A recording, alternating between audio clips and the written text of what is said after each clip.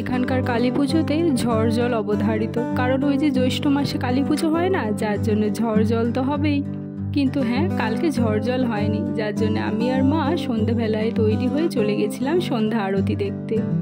কালকে মা নিয়ে আসবে, মানে আমার ছোটো মাসি।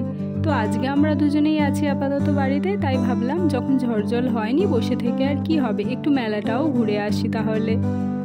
এই লাইটিংগুলো কি সুন্দর করেছে না, এগুলি প্রত্যেক বছরই করে জানেন তো, বেশ সুন্দর লাগে দেখতে।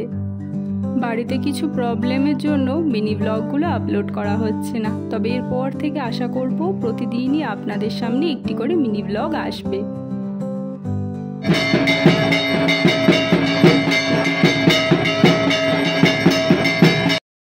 সন্ধ্যা আরতিটি জানেন তো প্রায় 45 মিনিট ধরে হয়, আর এই সন্ধ্যা আরতিটি দেখতে এত সুন্দর লাগে। আজ তাহলে আসি, পরে আবার দেখা হবে অন্য একটি ব্লগে।